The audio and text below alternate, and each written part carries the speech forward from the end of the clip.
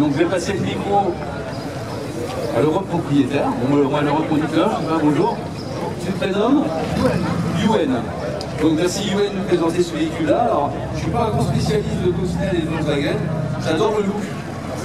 Dans un état magnifique, bon, tout le côté cabriolet rajoute aussi la côté spécifique, je trouve, de ton véhicule, c'est que des fois la capote, on vient l'ouvrir, sur certains modèles peut-être un peu, il est assez proéminent.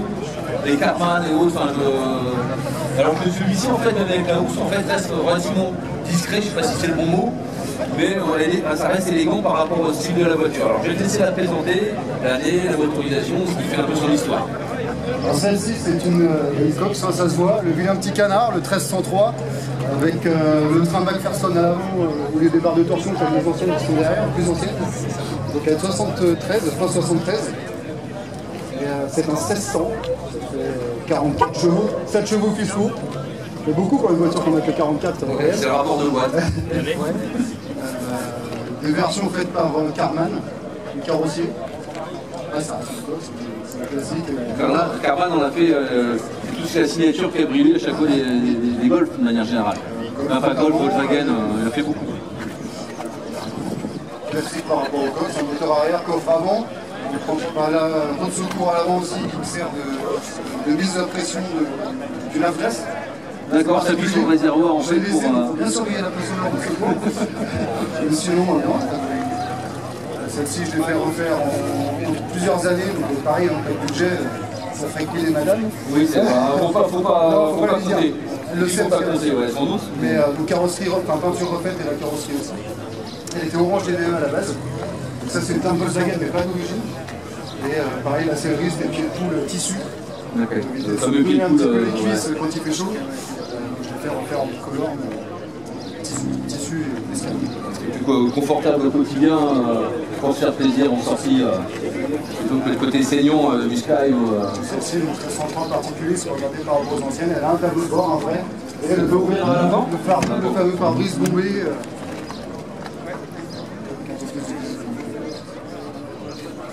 On en met des choses.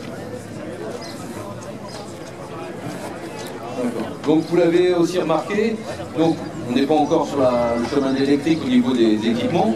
Donc les vitres c'est dans les manivelles, comme sur les custodes arrière. Par définition les custodes c'est à l'arrière, mais effectivement qui s'escamotent. Donc voilà, ce qui permet de récupérer un petit peu de brise quand on roule.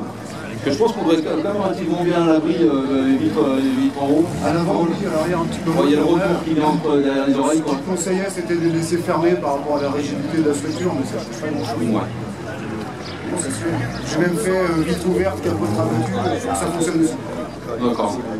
Tous les modes fonctionnent. Le petit panier à l'intérieur, le porte-gobelet. Ça c'est rajouté. Il n'y a pas de fixation, il n'y a rien, ça s'enlève. C'est le côté pratique du quotidien aussi pour balancer les portefeuilles au-dedans. On a moyen d'ouvrir un petit peu on revient traditionnellement quand on présente une voiture.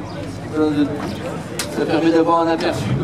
Celle-ci, c'est comme la Porsche, je ne l'ai pas verrouillée tout à l'heure. C'est pour ça que je l'ouvre, sinon la tirette est dans la boîte à gants. D'accord. Là, il y a mon bazar habituel. Logique, c'est les voitures qui vivent aussi. 2-3 outils. Jerrycan. Oui, oui. Je n'aime pas le jerrycan vite, c'est un que je voulais sauver. On n'en voit pas beaucoup de cela. Voilà. La roue de secours en dessous, le réservoir à l'avant, 40 litres. D'accord. Ce qui est quand même rare, enfin les réservoirs à l'avant en termes de normes de sécurité et autres, aujourd'hui je pense qu'on doit plus en voir beaucoup. Non. Hein, Ce serait interdit, je crois, maintenant. Ouais, c'est en termes de réglementation, d'homologation, il y a des grandes chances.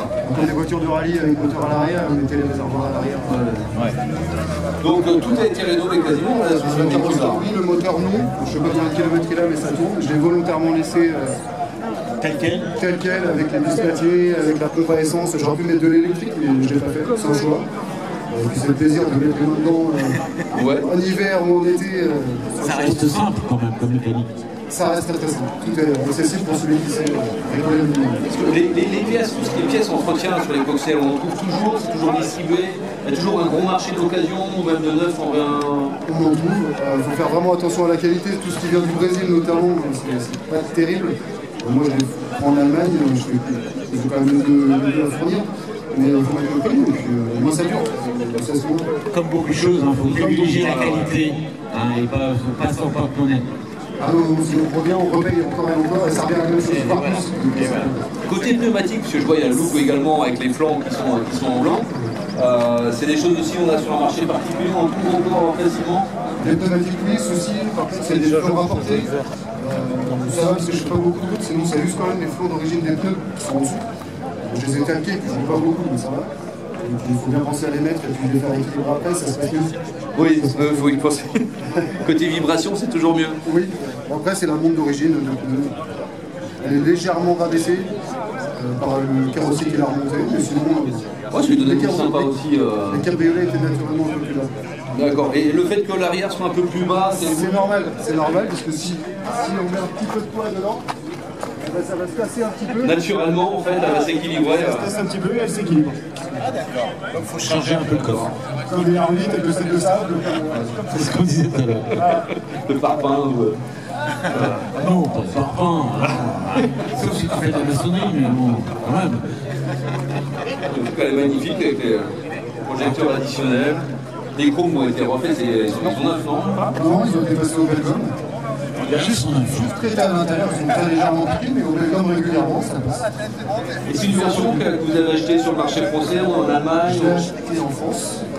Moi, je pense qu'elle est passée par les États-Unis avant de repasser par l'Angleterre. C'était en plaque anglaise quand je l'ai eu. Avec les butoirs de pare-choc, ça ressemble aux coques américaines. Mais j'ai pas les spécificités de capteurs sur les ceintures. Peut-être que c'est un modèle un peu trop ancien, entre guillemets, parce que le 73, les dernières, c'est 79. Les Américains mettaient déjà une protection sur les pare-chocs, sur les ceintures. Sinon, donc vous faites aussi pas mal de sorties, il y a beaucoup de clubs. Volkswagen, un nombre innombrable. Vous en faites partie, vous en faites régulièrement en sortie? Moi non, j'en fais pas partie, je suis revenu à la région il y a un an, en famille, c'est pour ça que je tourne sur ici ou sur le site, ça permet de voir du monde et de la sortir. Et puis les clubs, pas forcément, je reste pas partout. Ils sont multimarques comme Papa 35. Voilà. Les clubs qui m'en concernent, au niveau des cops, il y en a partout. Et au niveau des pièces, c'est pareil, on en trouve partout. Il faut privilégier justement la qualité, comme on disait tout à l'heure. C'est une voiture facile à entretenir. Et puis un petit mot que je glisse pour tous les passionnés qui viennent nous voir le dimanche. Le fait aussi de voir tout un parc de véhicules différents, ça permet de se renseigner auprès des propriétaires, prendre des renseignements auprès des professionnels, vers qui je peux m'adresser pour entretenir ma voiture, où je peux avoir des pièces moins chères, des bonnes qualités. C'est ça en fait, le but d'un rassemblement, c'est informel. C'est une bourse d'échange. Et moi, personnellement, je parle d'une expérience propre. Et ben voilà, mes différentes acquisitions, moi j'ai fait auprès de conseils des gens qui sont présents ici, qui connaissent les modèles. On connaît beaucoup de spectateurs d'ailleurs qui ont passé le pas, qui étaient là en visiteur et qui ont acheté un véhicule ancien ou de prestige, parce que c'est grâce aux infos, c'est grâce à tous les exposants qui viennent présenter leur voiture aujourd'hui. Ça sert à ça. Et merci à eux. C'est pour ça que pour l'achat de véhicules anciens, il vaut mieux se rapprocher de clubs ou de rencontres comme ça. On ne va pas se faire avoir justement par des véhicules maquillés. Ceux qui sont soumis à la ruine de la coque ou d'autres, avec des vis avec des communes, points très particuliers à identifier avant. Ça aide beaucoup et ça permet de des surprises en termes d'investissement. C'est vrai qu'on n'est pas tous spécialistes en voiture ancienne, et quand on veut passer le pas, franchir le pas, il vaut mieux être accompagné de quelqu'un qui s'y connaît. Sinon on va être déçu, on va se faire là et on ne va pas retenter l'aventure. Donc il faut toujours se faire bien accompagner pour franchir le pas. Pour les acquisitions de coup de cœur. Il ne faut pas acheter ça sur à la va-vite. Une voiture de collection, ça ne s'achète pas comme une Clio. Il faut prendre le temps et être bien renseigné avant sur le choix du modèle. Une belle auto. Alors, je suis arrivé un peu en cours de partie, moi. La voiture est vraiment en très très bel état. Et c'est vrai qu'à une époque, les coccinelles, on disait, dans les années 70-80, ceux qui roulaient en coccinelle cabriolet, c'était des snobs. On se rappelle de cette époque? Oui, oui. T'es pas un snob, toi? Non, du tout. Mais c'est vrai que j'ai retrouvé des articles récemment d'ailleurs, où c'était une certaine catégorie de personnes, et ils parlaient de l'Île-de-France, de Paris notamment. Notamment en Île-de-France. C'était la mode. C'était la mode. Bon, ça, on est passé là-dessus maintenant. Ouais, les époques passent, hein. Ça reste une voiture ancienne, très réputée. La coccinelle a été... capitale de sympathie. Exactement. Hein. Absolument. Il faut savoir que la coccinelle, elle a été présentée en 1937-1938. Avant-guerre, quand même, la coccinelle. Une voiture qui date, quand même. Hein. Bon, elle a un passé un peu trouble avec Adolf Hitler, qui voulait une voiture du peuple. Mais heureusement, cette voiture, après la guerre, a rebondi grâce aux Anglais, hein, qui étaient en base en Allemagne et qui ont relancé la production de cette voiture dans laquelle personne ne croyait. Et quand on connaît son histoire, c'est incroyable. Incroyable. Les Américains, ils en sont fous. Il n'y a pas que les Américains, en Europe aussi. Ça reste une voiture légende.